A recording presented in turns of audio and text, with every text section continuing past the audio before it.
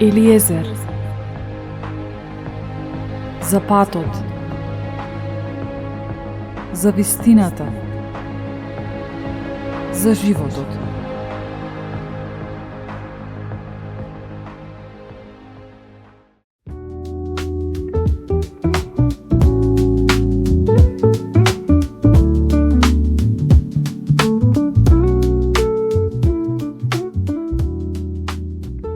Колку пати сме се обиделе да промениме некоја состојба во нашиот живот и никако да успееме во тоа? Ни се случило, нели? Или во моментов ни се случува? Колку пати сме се запрашале зошто е тоа така? Има ли начин како да излеземе од таа состојба на непроменливост и заглавеност?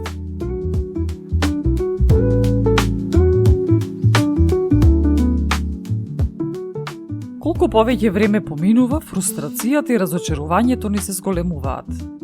Наместо состојбата да се подобри, таа се повеќе се влошува. Наместо напредок, резултатот е уназадување.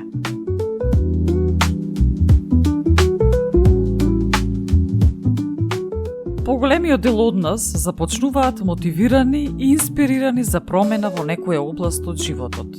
Но за кратко време забавуваат и застануваат во реализацијата на зацртаните цели.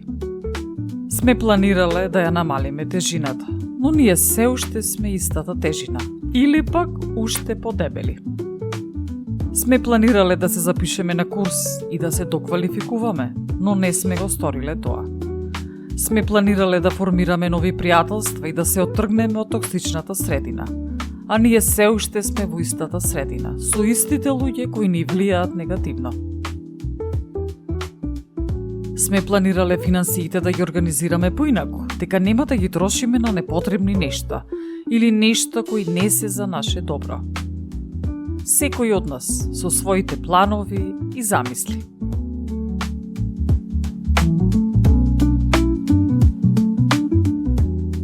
Се запрашуваме дали доволно се обидуваме да се промениме, дали на вистина сакаме да се промениме и дали промената е воопшто возможна. Едноставно доаѓаме до момент кога си велиме: ми се здосади, ми се смачи да бидам во оваа состојба. Се изморив. До кога вака?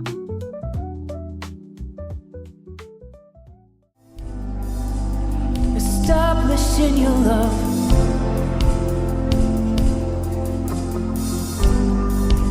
I'm established in your love. It's all I'll ever need. It's all I'll ever need.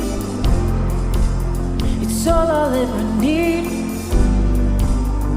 Your love, Jesus. It's all I'll ever need. It's all I'll ever need. It's all I'll ever need.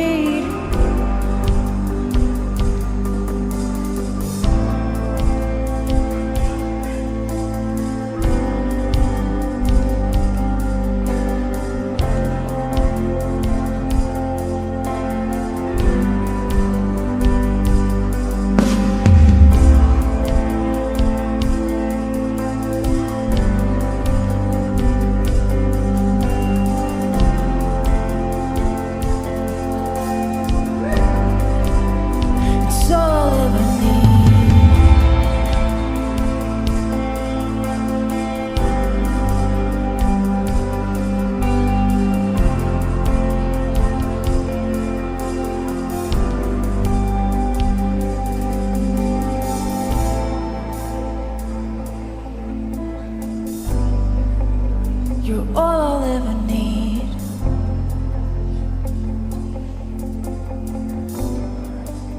You're all I'll ever need.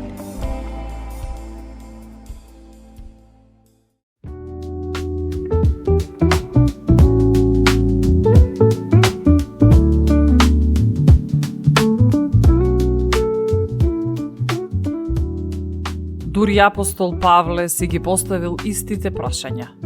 Имено во послание до Римјаните 7 глава стои: така не знам што да правам. Зошто не го правам она што го сакам, туку го правам она што го мразам. Имено јас знам дека никакво добро не живее во мене, односно во моето тело. Зашто желба за добро има во мене, но не и сила за да го правам тоа. Зашто не го правам доброто што го сакам, туку го правам злото што не го сакам. Беден човек сум јас, кој ќе ме спаси од ова смртоносно тело?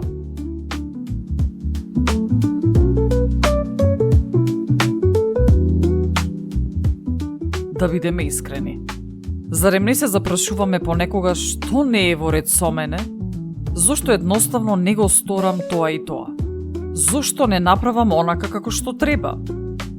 Ете, направив се што треба, си поставив цели, направив план, си ветив дека ќе постапувам според планот, ама повторно го имам истиот резултат.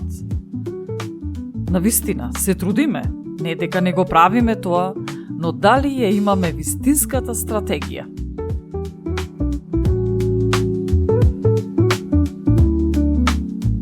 Се обидуваме да се промениме, но на погрешниот начин. Вистинската промена не е модификација на нашето однесување. Вистинската промена е духовна трансформација. Не станува збор само за оно што го правиме надворешно, туку станува збор за дозволата што му ја даваме на небесниот татко да ја промени нашата внатрешност. Истото прашање го поставува и апостол Павле. Кој ќе ме спаси од ова смртоносно тело? И потоа го дава одговорот. Му благодарам на Бога, преку Исус Христос, нашиот Господ.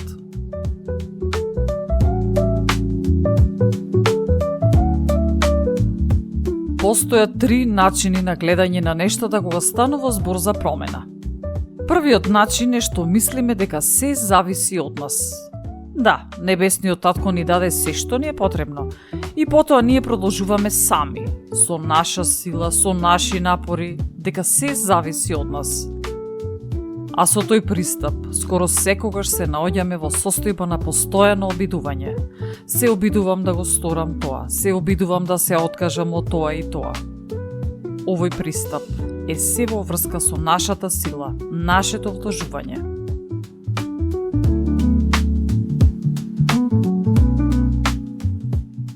Вториот пристап е дека ништо не зависи од нас, туку само од небесниот татко.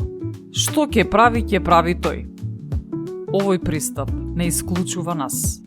Ние сме само пасивни наблюдувачи со ставот дека ние нема потреба да сториме нешто или да преземеме нешто, а со тоа ја исклучуваме нашата одговорност.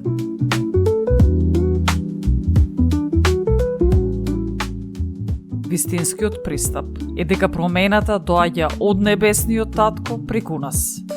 Што значи? Промената не е модификација, измена на нашето однесување, туку е духовна трансформација. Во послание до Коринтијаните 15 глава апостол Павле говори: Зашто јас сум најмал меѓу апостолите и не сум достоен да се наречам апостол, бидејќи ја гонев Божјата црква. Но со Божја благодат сум она што сум. А неговата благодат, која ми е дадена мене, не беше напразно, туку се потрудив поизобилно од сите нив, но не јас, туку Божјата благодат која е со мене.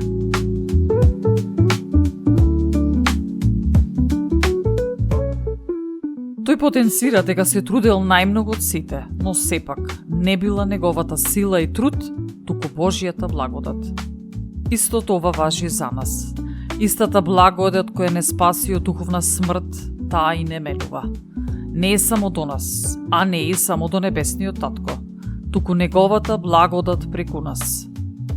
Господ Бог во пророк Еремија вели: Проклет да е човек кој се надева на човек и кој телото го смета за своја крепост и чие срце се одвраќа од Господ.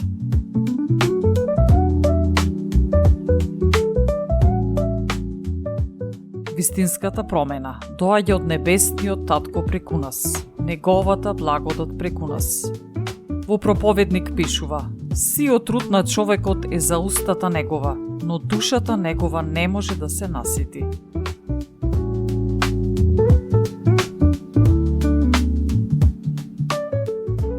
За промената да биде духовна, тогаш треба да биде од духовен карактер.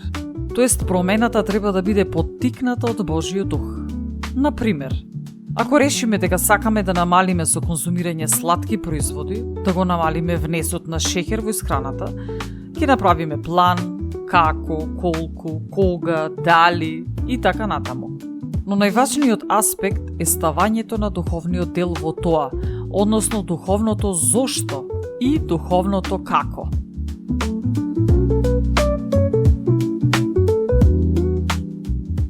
Духовното зошто е всушност Божјата намера, Божјиот план за нас. Духовното како е Божјата сила преку нас. Зошто сакаме да намалиме телесната тежина? За да бидеме поубави, попривлечни. А кое би било духовното зошто во случајов? Тоа би бил фактот дека ние сме храм на Светиот Дух и сакаме да го почитуваме Небесниот Татко со тоа што ќе бидеме здрави. Или друг пример. Сакаме да го намалиме времето на телефон гледајќи на социјалните мрежи. Ке се запрашаме зошто?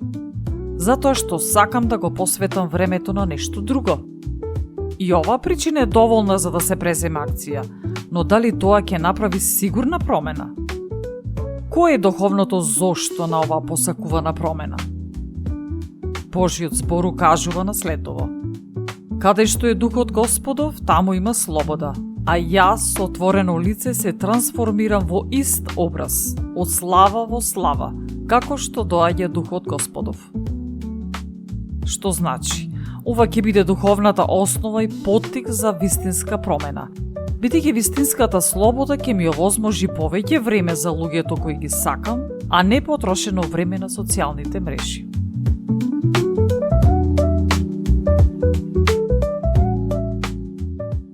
Духовното зошто ни го менува срцето. Ги гледаме нештата од поинаков аспект. Еве да речеме, сакаме подобро да ги организираме нашите финансии. Зошто? Затоа што не сакаме да трошиме толку пари и потоа да бидеме во долг. А кој е духовното зошто на ова прашање? Сакаме подобро да ги организираме нашите финансии од причина што Небесниот Татко не благословил и со тоа треба да бидеме благодарни и рационално да ги користиме со цел да бидеме благослов и за другите. Дали за нашите најблиски или за други луѓе на кои им е потребна помош.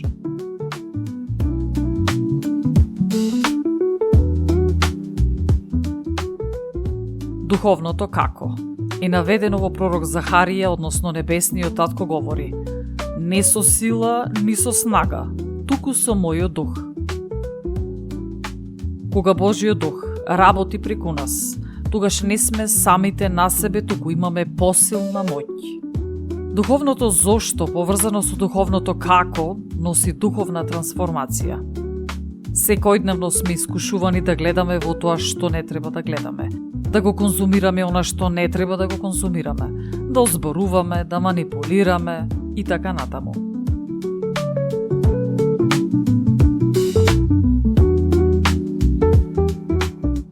Ако го промениме нашето однесување, а не го промениме нашето срце, погрешното однесување повторно ќе се врати по некое време. Во Матеј 15 глава нагласено е: а она што излекува од устата, доаѓа од срцето и тоа го сквернува човекот. Зашто од срцето излегуваат лоши помисли, убиства, прелюбодејства, блудства, кражби, лажни сведоштва, хули. Затоа, не треба да се обидуваме само со наша сила, туку да веруваме во Божјата благодат преку нас. Тоа е духовна мотивација и духовна сила.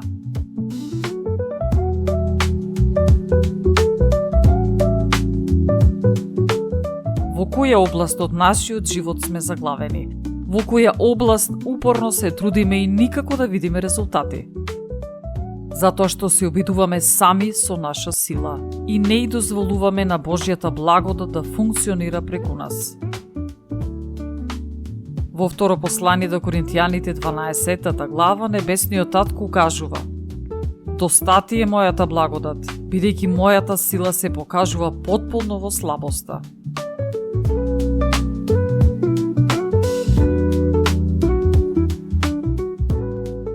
Која е духовната мотивација која ќе ја направи промената кај нас?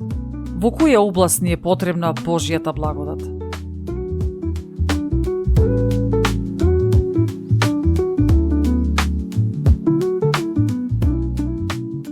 Ја следевте емисијата Елиезер со Елена Ѓурѓиевска-Костадиновиќ, во соработка со и под покровителство на Господ Исус Христос и Светиот Дух.